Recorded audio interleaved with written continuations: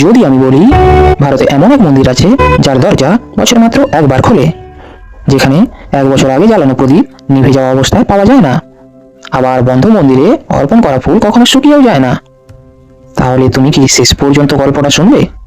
এবার পুরো কাহিনীটা শোনো। এটা কোনো লোককথা নয়, এটা কোনো বানানো গল্পও নয়, এটা নথিভুক্ত, প্রমাণিত এবং আজও পালিত এক বাস্তব প্রথা। মন্দিরটির নাম হাসানাম্বা মন্দির, স্থান কর্ণাটকের হাসান শহর। এখন গল্পের সবচেয়ে গুরুত্বপূর্ণ অংশটা শোনো। এই অংশটাই এই মন্দিরকে সব মন্দিরের থেকে আলাদা করে।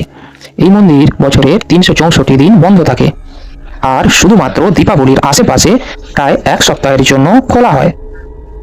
ইতিহাস বলে এই প্রথা শত শত বছর ধরে চলে আসছে এবং মন্দির প্রশাসনের লিখিত নথিতেও এর স্পষ্ট উল্লেখ আছে। এখন আসল প্রশ্ন, মন্দির এতদিন বন্ধ থাকে, তাহলে ভেতরে কি ঘটে? প্রতি বছর যখন মন্দিরের দরজা খোলা হয়, তখন দেখা যায় আগের বছরের জ্বালানো প্রদীপ পুরোপুরি নিভে যায়নি, অর্পণ করা ফুল ঝরে পড়েনি, চন্দন আর প্রসাদ সম্পূর্ণভাবে নষ্ট হয়ে যায়নি। এই তথ্যগুলো কোনো কাহিনীকার বলে না, এই তথ্যগুলো মন্দির কমিটি আর স্থানীয় প্রশাসন নিজেরাই প্রকাশ্যে জানায়। এটা কোনো অলৌকিক দাবি নয়, শুধু তাই বলা হয় যা দেখা যায় আর যা নথিভুক্ত থাকে। এবার ইতিহাসের দিকে আমরা তাকাই। হাসানাম্বা দেবীকে হাসান শহরের অধিষ্ঠাত্রী দেবী হিসেবে মানা হয়। কথিত আছে হাসান শহরের নামটাও এই দেবীর নাম থেকেই এসেছে। মন্দিরটির ইতিহাস বৈশালা যুগের সঙ্গে যুক্ত, মানে প্রায় 800 থেকে 900 বছরের পুরানো। আর একটা কম না জানা তথ্য, মন্দিরের গর্ভগৃহে হাসানাম্বা দেবীর সঙ্গে সিদ্ধেশ্বর আর মা কালীও বিরাজমান, কিন্তু এখানে প্রতিদিন পুজো হয় না।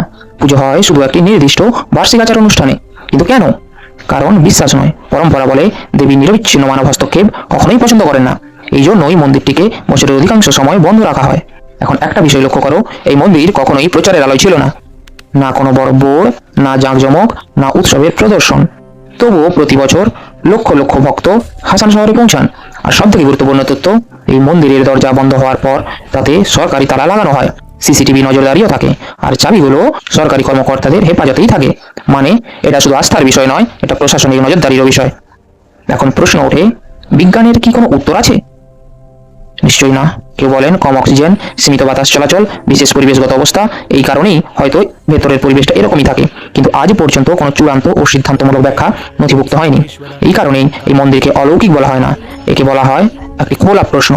এখন শেষ প্রশ্ন, যদি একটি মন্দির বছরে মাত্র একবার খুলেও নিঃশব্দে লক্ষ লক্ষ মানুষকে আকর্ষণ করতে পারে, তাহলে কি আমরা আস্থাকে প্রয়োজনের চেয়েও বেশি দখলদারিতে রূপান্তরিত করে ফেলেছি? কারণ হাসানাম্বা মন্দির কখনোই শোরগোল করে না, সে অপেক্ষা করতে থাকে।